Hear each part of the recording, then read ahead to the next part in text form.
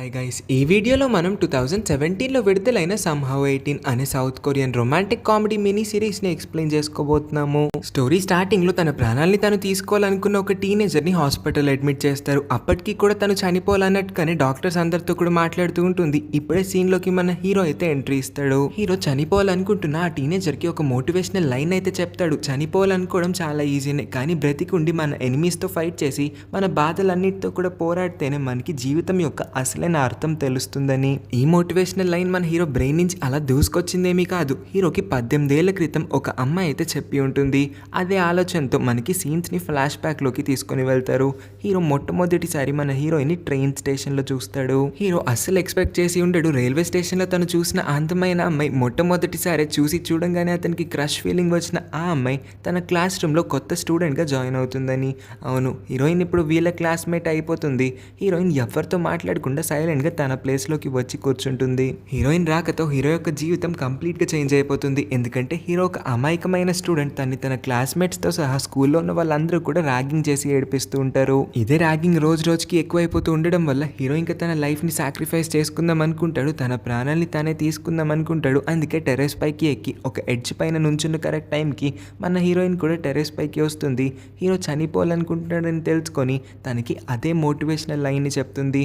మనం బ్రతికుండి మన ఎనిమీస్తో ఫైట్ చేయడం కన్నా చనిపోవడం చాలా ఈజీగా అనిపిస్తుంది. కానీ బ్రతికుండి నీకు గతి పట్టించిన వాళ్ళందరిపైన రివెంజ్ తీర్చుకుంటేనే కదా నీకు అసలైన సాటిస్ఫాక్షన్ దొరికేది. నువ్వు లైఫ్లో మూవ్ ఆన్ అవ్వాలి. ఇలాగ అమాయకంగా ఉంటే జీవితంలో అసలు బ్రతకలేవని అతన్ని మోటివేట్ చేస్తుంది. హీరోని చూస్తే రివెంజ్ తీర్చుకునే టైప్ లాగా హీరోయిన్కి అనిపించట్లేదు కాబట్టి హీరో బదులు మన హీరోయిన్ ఆ బుల్లీస్ అందరి దగ్గరికి వెళ్ళి అందరి ముందు ప్లే గ్రౌండ్లో ఆ మెయిన్ బుల్లీ యొక్క ప్యాంట్ని లాగేస్తుంది. వాడి పరువుని గంగలో కలిపేస్తుంది. వాడికి కూడా చాలా కోపం వస్తుంది కాబట్టి ఒక అమ్మాయిని డైరెక్ట్గా ర్యాగింగ్ చేయడం కరెక్ట్ కాదనుకొని మన హీరోని మీడియేటర్గా వాడుకొని హీరో చేత మన హీరోయిన్ని ర్యాగింగ్ చేయిస్తారు. హీరోయిన్ పైన వాటర్ బెలూన్స్ అన్నిటిని ఇసిరి హీరోయిన్ని అందరి ముందు ఇన్సల్ట్ చేసే ప్రయత్నం చేయిస్తారు. అది కూడా హీరో హెల్ప్ తీసుకొని. హీరో ఇదంతా చేస్తాడు జస్ట్ బికాస్ వాళ్ళందరూ తన్ని మళ్ళీ ర్యాగింగ్ చేస్తారేమో అని భయపడడం వల్లే. హీరోయిన్ చాలా అప్సెట్ అవుతుంది బికాస్ తను హీరోకి హెల్ప్ చేస్తే హీరో ఇన్ రిటర్న్ ఆమెకి థ్యాంక్స్ చెప్పకుండేలాగా ర్యాగింగ్ చేసే వాళ్ళందరితో కలిసి ఈమెని ర్యాగింగ్ చేస్తూ ఉండడంతో హీరోయిన్ బాధపడుతుంది. 3 days ఆఫ్టర్ దిస్ ఇన్సిడెంట్ హీరోకి తెలుస్తుంది హీరోయిన్ స్కూల్కి రాలేదు. ఎందుకంటే హీరోయిన్ ఈ పాటికి చనిపోయింది. తన ప్రాణాలని తీసుకుంది. ఆమె సూసైడ్ చేసుకుందని తెలుసుకొని హీరో చాలా అంటే చాలా బాధపడతాడు. హీరో చేసిన ఆ పని వల్ల హీరోయిన్ పైన ఎంతో కొంత ఎఫెక్ట్ పడుంటుందేమో. దానివల్ల హీరోయిన్ ఇలాంటి ఒక అన్థింకబుల్ ఈవెంట్ని కమిట్ చేసుకొని ఉందేమో అని హీరో అనుకుంటాడు. అలా అనుకుంటూనే ఒక 20 సంవత్సరాలు గడిచిపోతాయి. ఇప్పటికీ కూడా హీరోయిన్ని తలుచుకుంటూనే ఉంటాడు ప్రతిరోజు. తను హీరోయిన్ పైన ఉన్న ఫీలింగ్స్ని ఇంకా తగ్గించుకోలేదు. ఎంతైనా తన ఫస్ట్ క్రష్ కాబట్టి తన వల్ల తప్పు జరిగింది. తన ఫస్ట్ క్రష్ చనిపోవడానికి తనే కారణమని ఇన్ని రోజులుగా కూడా హీరో అనుకుంటూనే వచ్చాడు. హీరోయిన్ వాళ్ళ నాన్న యొక్క బార్కి వెళ్తాడు. అక్కడ హీరోయిన్ యొక్క పర్సనల్ డైరీ అతనికి దొరుకుతుంది. ఇంకేముంది, ఆ డైరీని లేపుకొని అతని ఇంటికైతే తెచ్చేసుకుంటాడు. రాత్రి ఫుల్గా తాగుతూ ఆ డైరీలో ఉన్న ప్రతి ఒక్క పేజ్ని చదవడం స్టార్ట్ చేస్తాడు. ఆ డైరీలో హీరోయిన్ తన జీవితం మొత్తం కూడా ఎంత బాధని అనుభవించిందో, తనకి ఫ్రెండ్స్ అంటూ ఎవరూ లేరు, తన తల్లిదండ్రుల ప్రేమ ఎలా అనిపిస్తుందో కూడా మన హీరోయిన్కి తెలియదని తన లోన్లీ ఫీలింగ్స్ అన్నిటినీ కూడా డైరీలో రాసి పెట్టి ఉంటుంది. హీరో అలా డైరీ లోపల ఉన్న విషయాలన్నింటినీ చదువుతున్న టైంలో వెనకాల ఒక టేప్ రికార్డర్ ఆటోమేటిక్గా ప్లే అవడం స్టార్ట్ అవుతుంది. ఆ రికార్డర్ లోపల నుంచి ఒక మిస్టీరియస్ వాయిస్ అయితే వినిపిస్తుంది మన హీరోకి. ఆ మిస్టీరియస్ వాయిస్ హీరోని అడుగుతుంది, నువ్వు పాస్ట్లోకి వెళ్ళాలనుకుంటున్నావా అని. హీరో క్వశ్చన్కి అవునని చెప్పి తను పాస్ట్లోకి వెళ్ళి ఒకరి జీవితాన్ని మార్చాలనుకుంటున్నట్టుగా చెప్తాడు. ఆ మిస్టీరియస్ వాయిస్ చెప్తుంది, నువ్వు పాస్ట్లోకి వెళ్తే మళ్ళీ ఫ్యూచర్లోకి తిరిగి రాలేకపోవచ్చని. అయినా సరే హీరో వెళ్ళాలనుకుంటున్నట్టుగానే చెప్తాడు. తన బాటిల్లో ఉన్న మందు మొత్తాన్ని కూడా కంప్లీట్ చేసేస్తాడు. ఫుల్గా తాగేసి ఉంటాడు కాబట్టి ఆ మధ్యలో తన కళ్ళకి హీరోయిన్ కనిపిస్తుంది. హీరోయిన్ ఆత్మగాని అతని దగ్గరికి వచ్చిందేమో అని హీరోయిన్ ఎటువైపుగా వెళ్తూ ఉంటే ఆమె వెనకాలే ఫాలో అయ్యి రోడ్ మీదకి కూడా వచ్చేస్తాడు. అలా పరిగెత్తుకుంటూ అతను ఒక మారుమూల ప్రదేశానికి వస్తాడు. ఒక డోర్ ఓపెన్ చేస్తాడు. దాని లోపల నుంచి ఒక బ్రైట్ లైట్ అయితే వస్తుంది. ఆ డోర్ పైన మనకి నో ఎగ్జిట్ అని రాసి ఉంటుంది. హీరో ఆ డోర్ని ఓపెన్ చేసి లోపలికి అయితే వెళ్ళిపోతాడు. డోర్ క్లోజ్ అవుతుంది. సీన్ ఇక్కడితో కట్ అవుతుంది. కానీ తెల్లవారే హీరో నిద్రలేసి చూస్తే అతను మళ్ళీ తన టీనేజ్ సెల్ఫ్కి వచ్చేసి ఉంటాడు. హీరో ఇప్పుడు మళ్ళీ స్కూల్కి వెళ్ళే వయసుకి రావడంతో అతను చాలా ఎక్సైటెడ్గా ఫీల్ అవుతాడు. పరిగెత్తుకుంటూ రైల్వే స్టేషన్కి వెళ్ళి చూస్తే నిజంగా అక్కడ మన హీరోయిన్ నుంచొని ఉంటుంది హెల్దీగా, హ్యాపీగా కాకపోయినా సాడ్గా. హీరో దీన్ని టైం ట్రావెల్గా అనుకోవాలో లేకపోతే ఇంకా అతను కల కంటూనే ఉన్నాడేమో అని అతనికి అనిపించడం వల్ల వెంటనే పరిగెత్తుకుంటూ వెళ్ళి హీరోయిన్ చూసిన ఆనందంలో హీరోయిన్ని గట్టిగా హక్ చేసుకుంటాడు. హీరోయిన్కి ఈ టైంలో హీరో ఎవరో ఇంతవరకు తెలియదు కాబట్టి ఒక స్టాకర్ ఇలాగ పగలే ఆమెని హక్ చేసుకోవడంతో ఆమెకి చాలా కోపం వచ్చి హీరోని పక్కకి తోసేసి కాలుతో తన్ని ఆమె ట్రైన్ ఎక్కి స్కూల్కి అయితే బయలుదేరి వెళ్ళిపోతుంది. హీరో ముందులాగా వాళ్ళ క్లాస్మేట్స్ ర్యాగింగ్ చేస్తే ర్యాగింగ్ చేయించుకునే రకంగా కాకుండా కొంచెం కాన్ఫిడెంట్గా ఉండాలనుకుంటాడు. ఇంకా 5 రోజుల్లో మన హీరోయిన్ సూసైడ్ చేసుకుని చనిపోబోతుంది కాబట్టి ఈ 5 రోజుల్లో ఎలాగైనా హీరోయిన్ ఎందుకు చనిపోవాలనుకుందో తెలుసుకోవాలనుకుంటాడు. అంతకుమించి హీరోయిన్ని బ్రతికించుకోవాలనుకుంటాడు. హీరోయిన్ని సేఫ్గా ఉంచడమే అతని ప్రథమ కర్తవ్యంగా పెట్టుకుంటాడు. క్లాస్ రూమ్లో హీరోయిన్ క్లాస్ వినకుండా నిద్రపోతుంది. టీచర్ హీరోయిన్ దగ్గరికి వచ్చి నా క్లాస్లో పడుకోకూడదని తెలీదా, గెట్ అవుట్ అని తనకి పనిష్మెంట్ ఇవ్వబోతాడు. కరెక్ట్ టైంకి నుంచున్న హీరో హీరోయిన్ని డిఫెండ్ చేసేలా టీచర్తో ఆర్గ్యూ చేయడం స్టార్ట్ చేస్తాడు. ఒక టీచర్ స్టూడెంట్స్ ఎవరికి కూడా బోర్ కొట్టనివ్వకుండా వాళ్ళ లెక్చర్స్ని ఇంట్రెస్టింగ్గా మార్చుకోవాలి. అప్పుడే స్టూడెంట్స్ ఎవరు క్లాస్ లోపల నిద్రపోకుండా ఉంటారు. అందరికీ క్లాస్ వినాలనిపిస్తుంది అని. టీచర్కి మాత్రం ఈ యాటిట్యూడ్ అసలు నచ్చదు. అందుకే హీరోయిన్తో కలిపి హీరోకి కూడా పనిష్మెంట్ని ఇచ్చేస్తారు. ఇద్దరు ఇప్పుడు వాళ్ళు ఒక ఆర్ట్ రూమ్ని క్లీన్ చేయాల్సి వస్తుంది. ఇక్కడ కూడా హీరో హీరోయిన్కి చెప్తాడు, నేను నిన్ను సేఫ్గా ఉంచుతాను, ఐ విల్ ప్రొటెక్ట్ యూ అని. కానీ హీరోయిన్కి హీరో అసలు పరిచయమే లేదు కాబట్టి హీరోని ఆమెకి మినిమం డిస్టెన్స్ని మెయింటైన్ చేయమని ఒక వార్నింగ్ని ఇస్తుంది. అదే టైంకి హీరో ఫ్రెండ్ పరిగెత్తుకుంటూ మన హీరోని గట్టిగా హక్ చేసుకొని ఏడవడం మొదలు పెడతాడు. ఎందుకంటే హీరో రీసెంట్గానే ఒక సూసైడ్ లెటర్ని రాసి ఉంటాడు.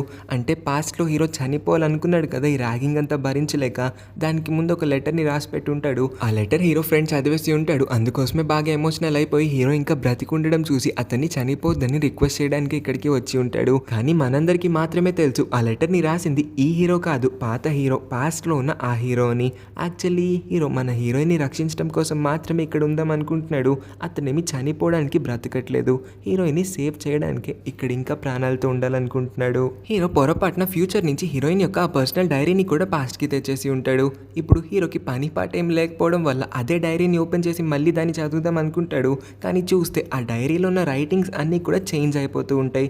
ఎందుకంటే హీరోయిన్ ఇప్పుడు డిఫరెంట్ ఎక్స్పీరియన్స్ చేస్తూ ఉంటుంది కాబట్టి. ఇంకో పక్క హీరోయిన్ కూర్చొని తన డైరీలో రాస్తూ ఉంటుంది, తన ఇవాళ స్కూల్లో ఇంకా రైల్వే స్టేషన్లో ఒక క్రేజీ పర్సన్ని కలిసిందని. వాడు చూడడానికి అంత బాగోలేకపోయినా చాలా ఎన్నాయ్ చేస్తూ ఉన్నాడు, వాడికి అసలు నచ్చట్లేదు అన్నట్టు కానీ రాస్తూ ఉండడంతో హీరో తన గురించే హీరోయిన్ తన డైరీలో రాస్తుందని అర్థం చేసుకుంటాడు. బికాస్ అక్కడ హీరోయిన్ రాస్తూ ఉన్న టైంలోనే ఇక్కడ హీరో చేతిలో ఉన్న ఈ ఫ్యూచర్ డైరీలో ప్రతి ఒక్క రైటింగ్ కూడా అప్డేట్ అయిపోతూ ఉంటుంది.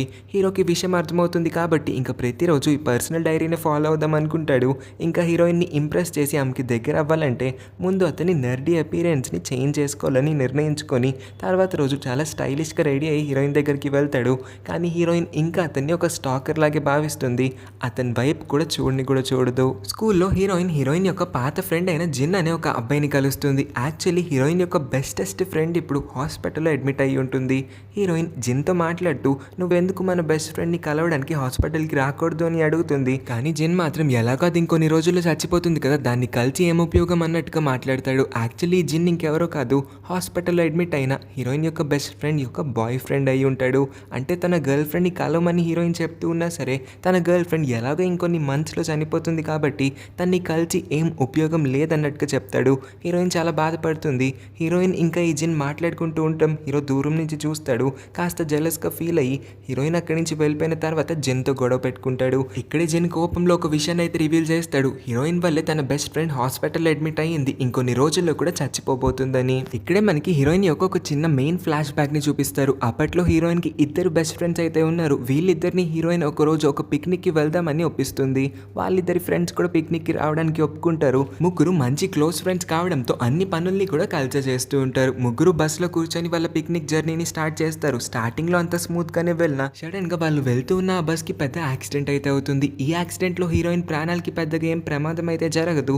కానీ హీరోయిన్ యొక్క ఒక బెస్ట్ ఫ్రెండ్ చనిపోతే ఇంకొక బెస్ట్ ఫ్రెండ్ క్రిటికల్ కండిషన్లో హాస్పిటల్లో అడ్మిట్ అవ్వాల్సి వస్తుంది. క్రిటికల్ కండిషన్లో హాస్పిటల్లో అడ్మిట్ అయిన ఆ ఫ్రెండ్ ఇప్పుడు కోమాలో ఉంటుంది. హీరోయిన్ ఎప్పటికప్పుడు తన ఫ్రెండ్ని హాస్పిటల్ కలవడానికి వస్తుంది. ఎప్పటికప్పుడు కోమా నుంచి లెగవమని వేడుకుంటుంది. అనుకుంటూ ఉంటుంది.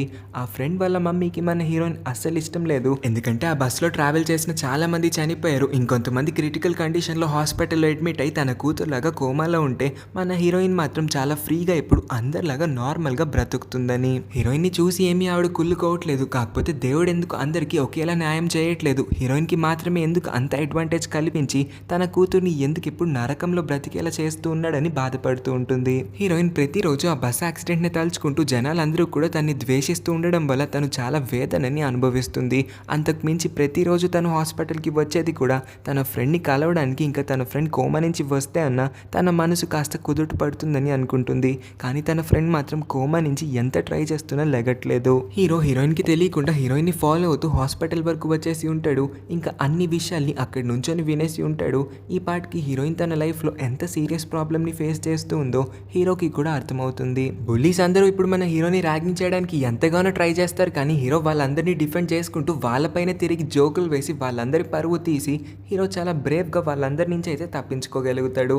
వాళ్ళందరికీ కూడా ఇంకా హీరోని ఏడిపించడం వల్ల వాళ్ళకి మజా రావట్లేదు కాబట్టి హీరోని రైట్ టార్గెట్ అని అనుకోవట్లేదు. ఇప్పుడు హీరోయిన్ రీసెంట్గా తన ఓల్డ్ ఫ్రెండ్ అయిన జిన్ అనే ఒక అబ్బాయిని కలిసి తన్ని కూడా హాస్పిటల్కి రమ్మని పిలిచి ఉంటుంది కదా. ఈ జిన్ ఇంకెవరో కాదు, హాస్పిటల్ అడ్మిట్ అయిన హీరోయిన్ యొక్క బెస్ట్ ఫ్రెండ్ బాయ్ ఫ్రెండ్ అయి ఉంటాడు. ఆ జిన్ మొన్న రానని చెప్పి ఉంటాడు, కానీ ఇవాళ చూస్తే హాస్పిటల్లో ఆ అమ్మాయిని కలవడానికి వచ్చి ఉంటాడు. జిన్ తన మనసుని మార్చుకొని తన గర్ల్ ఫ్రెండ్ని కలవడానికి హాస్పిటల్కి రావడానికి కారణం ఇంకెవరో కాదు, మన హీరోనే అయి ఉంటాడు. హీరో జిన్ని రీసెంట్గా కలిసి ఉంటాడు. హీరో జిన్తో మాట్లాడుతూ హీరోయిన్ ఒంటరిగా ఎంత వేదనని అనుభవిస్తూ ఉందో చెప్పిన తర్వాత, నువ్వు రియాలిటీ నుంచి తప్పించుకోవాలనుకుంటున్నావు. నీ గర్ల్ ఫ్రెండ్ చనిపోయే పరిస్థితుల్లో ఉన్నప్పుడు నువ్వు తన్ని దగ్గరుండి చూసుకోవాలే కానీ తనకి దూరంగా పారిపోవడానికి ఎందుకు ట్రై చేస్తున్నావు అని క్వశ్చన్ చేస్తాడు. యాక్చువల్లీ జిన్ ఏమి పారిపోవాలనుకోవట్లేదు, అతను కూడా అతని గర్ల్ ఫ్రెండ్కి దగ్గరగానే ఉండాలనుకుంటాడు. కానీ ఎప్పుడైతే తను తన గర్ల్ ఫ్రెండ్ దగ్గరికి వెళ్తూ ఉన్నాడో తన మనసులో చాలా బాధ అయితే వస్తూ ఉంది. అందుకోసమే అతను తన రిలేషన్షిప్ని అక్కడితో కట్ ఆఫ్ చేసుకొని కాస్త డిస్టెన్స్ని మెయింటైన్ చేద్దాం అనుకున్నాడు. కానీ ఇప్పుడు హీరో తనకి మోటివేషన్ ప్లస్ కరేజ్ని ఇవ్వడం వల్ల జిన్ తన గర్ల్ ఫ్రెండ్ని కలవాలనుకుంటాడు. అందుకోసమే మళ్ళీ తిరిగి హాస్పిటల్కి వస్తాడు. ఈ స్టోరీ మొత్తాన్ని కూడా మన హీరోయిన్కి చెప్తే హీరోయిన్ చాలా హ్యాపీగా ఫీల్ అవుతుంది. హీరో వల్ల ఒక మంచి పని జరగబోతుంది. హీరోని రోజు తిట్టుకోవడం వల్ల ఏం ప్రయోజనం లేదు, హీరో చాలా మంచివాడని ఈ సీన్ ద్వారానే తనకి అర్థమవుతుంది. గర్ల్ ఫ్రెండ్ని కలవడానికి బాయ్ ఫ్రెండ్ వస్తూ ఉన్నాడు కాబట్టి ఈ గర్ల్ ఫ్రెండ్ని కోమాలో ఉన్నా సరే అందంగా అలంకరించడానికి మన హీరోయిన్ ప్రయత్నిస్తుంది. జిన్ కోమాలో ఉన్న తన గర్ల్ ఫ్రెండ్ దగ్గరికి వచ్చి తన గర్ల్ ఫ్రెండ్కి ఇష్టమైన పాటలన్నింటినీ కూడా పాడతాడు. చాలా కబుర్లు చెప్తాడు. అటు సైడ్ నుంచి ఏమీ రెస్పాన్స్ రాకపోయినా రాత్రంతా హాస్పిటల్లో ఆ బెడ్ పక్కనే కూర్చొని తనతో చాలా కబుర్లు చెప్తాడు. హీరోయిన్ నోటీస్ చేస్తుంది తన కోసం హీరో ఇంకా హాస్పిటల్లో వెయిట్ చేస్తూ ఉన్నాడని. ఎప్పట్లాగా రూడ్గా మాట్లాడకుండా మొట్టమొదటిసారి మన హీరోతో చాలా మంచిగా మాట్లాడుతుంది. హీరోకి థ్యాంక్స్ కూడా చెప్తుంది, ఒక ప్రేమ జంటని కలపడానికి ప్రయత్నించినందుకు. హాస్పిటల్కి హీరోయిన్ వాళ్ళ నాన్న కూడా వస్తాడు. హీరోయిన్ ప్రతిసారి ఇలాగా హాస్పిటల్కి వచ్చి పద్దక తన పాత ఫ్రెండ్స్ని కలవడం వాళ్ళ నాన్నకి అసలు ఇష్టం లేదు. అలా చేయడం వల్ల హీరోయిన్ వల్ల చనిపోయిన ఆ ఫ్యామిలీస్ అందరూ కూడా బాధపడుతూ ఉన్నారని వాళ్ళ నాన్న అనుకుంటే, హీరోయిన్ ఏమో తన హాస్పిటల్కి ఇలాగా రెగ్యులర్గా విజిట్ చేయడం వల్ల తన మనసులో ఉన్న బాధ ఇంకా వెల్త్ మొత్తం కూడా తగ్గుతుందని చెప్తుంది. ఈ విషయంపై వాళ్ళిద్దరికి ఆర్గ్యుమెంట్ జరుగుతుంది. వాళ్ళ నాన్న ఇంకా కోపాన్ని తట్టుకోలేక తన కూతుర్ని అందరి ముందు చెంప మీద కొడతాడు అక్కడికక్కడే. వాళ్ళ నాన్న కోపంలో అనకూడని మాటలన్నీ అనడం స్టార్ట్ చేస్తాడు. నా కూతురు అసలు నా మాటే వినట్లేదు, నా కూతురు నా చేయి దాటిపోయింది, ఆ రోజు జరిగిన బస్ యాక్సిడెంట్లో నువ్వు కూడా చనిపోయి ఉంటే బాగుండేదని కోరుకున్నట్టు మాట్లాడడంతో హీరోయిన్ ఇంకా చాలా బాధతో వాళ్ళ నాన్నని అక్కడే వదిలేసి వచ్చేస్తుంది. నడుస్తున్న హీరోయిన్ కాళ్ళకి దెబ్బ తగులుతుంది. అయినా సరే హీరోయిన్ ఏమీ మాట్లాడకుండా అలా నడుస్తూనే ఉంటుంది. హీరో కూడా తనతోనే ఉంటాడు కాబట్టి తన కాళ్ళకైన ఆ ఇంజురీకి ఫస్ట్ ఎయిడ్ చేస్తూ ఉంటాడు. హీరోయిన్కి ధైర్యం చెప్పడం స్టార్ట్ చేస్తాడు. హీరోయిన్ ఇంట్లోపలికి వెళ్ళిపోతుంది.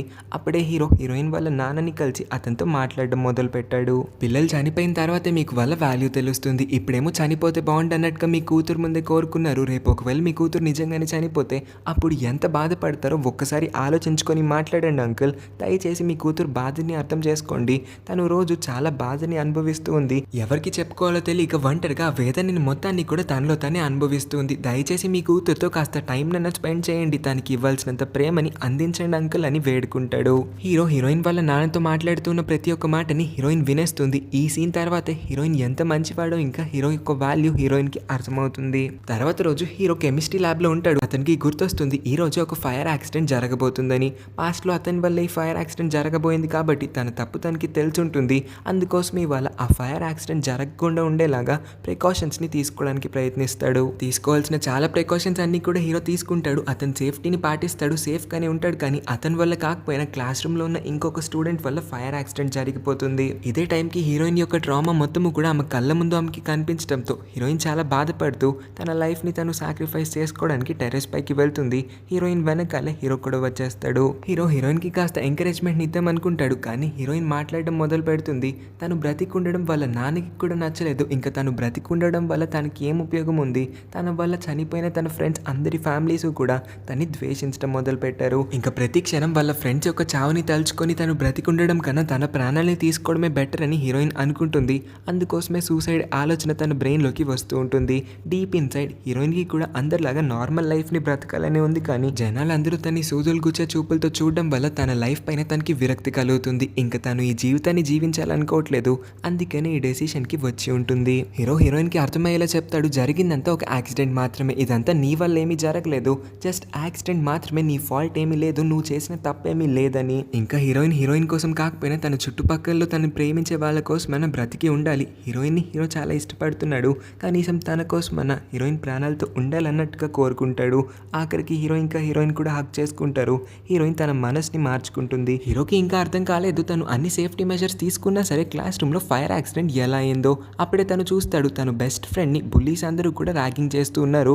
ఒకప్పుడు పాస్ట్ లో తన్ని ఎలా అయితే ర్యాగింగ్ చేసేవారో ఇప్పుడు తన ఫ్రెండ్ ని వాళ్ళందరూ కూడా అలానే ర్యాగింగ్ చేస్తూ ఉంటారు. సో యాక్చువల్లీ హీరోకి ఇప్పుడే అర్థమవుతుంది, తను పాస్ట్ లోకి వచ్చినంత మాత్రాన పాస్ట్ ని అంత ఈజీగా చేంజ్ చేయలేడని. ఏ టైంకి జరగాల్సిన ఇన్సిడెంట్ ఆ టైంకి జరిగిపోతూనే ఉంటుంది. హీరో చేంజ్ చేయగలిగిందల్లా ఒకే ఒక్క విషయం అయి ఉంటుంది, అదే యాక్టర్స్ ఆర్ వేరియబుల్స్. అంటే ఫర్ ఎగ్జాంపుల్, ఇదివరకు హీరోని అందరూ ర్యాగింగ్ చేస్తూ ఉండేవారు. కానీ ఇప్పుడు హీరో కాస్త కాన్ఫిడెంట్ అయ్యాడు కాబట్టి ఆ ర్యాగింగ్ హీరోని కాకుండా హీరో ఫ్రెండ్ ని చేయడం స్టార్ట్ చేశారు.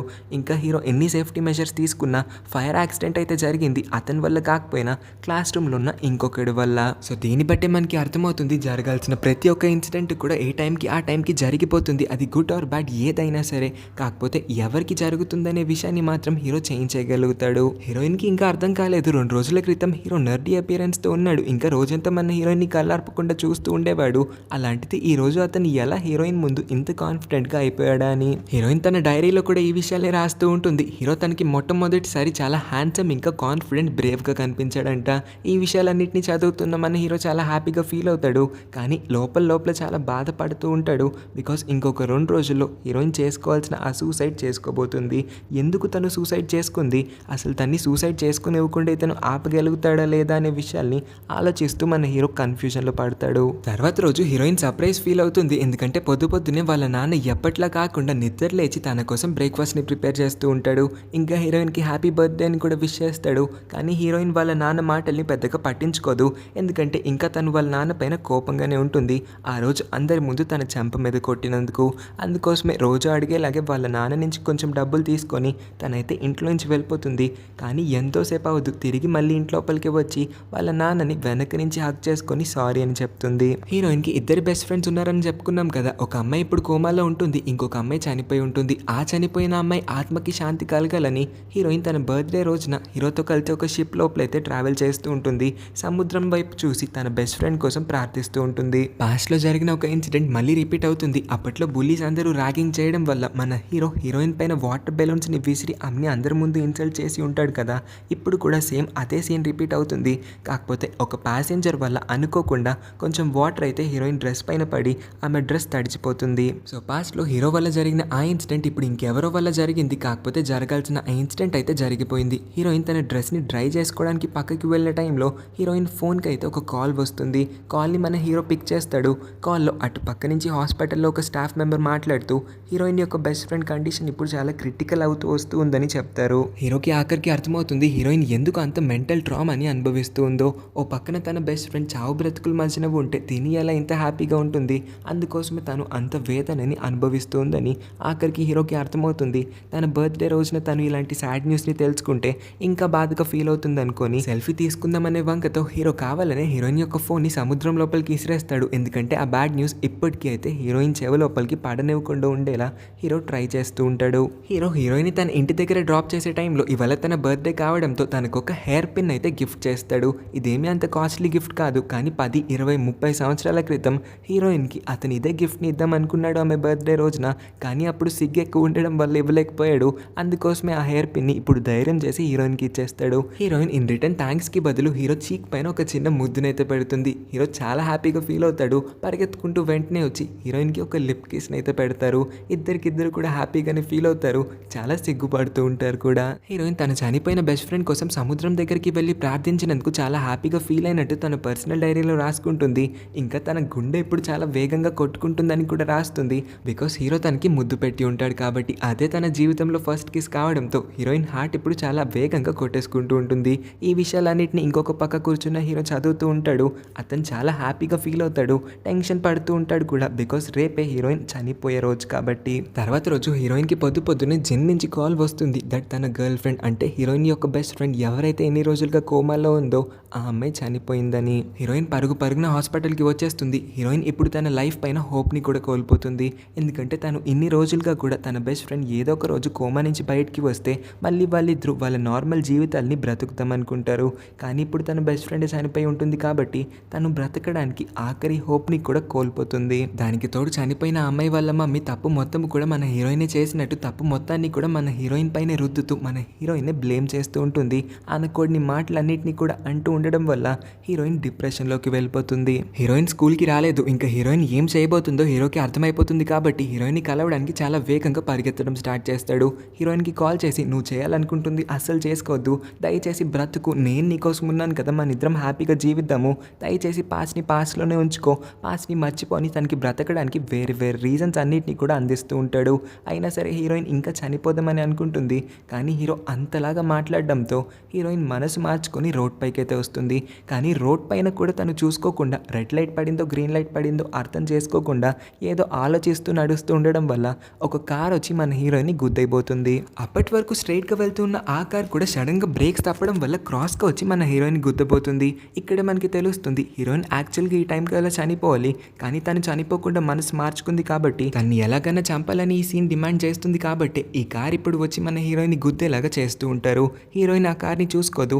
హీరో కరెక్ట్గా అదే టైంకి అక్కడికి చేరుకుంటాడు కాబట్టి తనకు కూడా అర్థమవుతుంది ఈ సీన్లో ఖచ్చితంగా ఎవరో ఒకరు చనిపోవాలి. డెత్ని మాత్రం అతను చేంజ్ చేయలేడు. కానీ ఎవరు చనిపోగలుగుతారు, ఎవరు చనిపోలేరన్న విషయాన్ని మాత్రం అతను చేంజ్ చేయగలుగుతాడని అతనికి తెలుస్తుంది. కాబట్టి మన హీరోయిన్ ప్రాణాలని సేవ్ చేద్దాం అనుకొని అతని ప్రాణాలని సాక్రిఫైస్ చేయడానికి సిద్ధపడతాడు. అలా స్పీడ్గా వెళ్తూ ఉన్న కార్కి అడ్డొచ్చేస్తాడు. ఇంకా హీరోయిన్ని కూడా రోడ్ పక్కకి తోసేస్తాడు.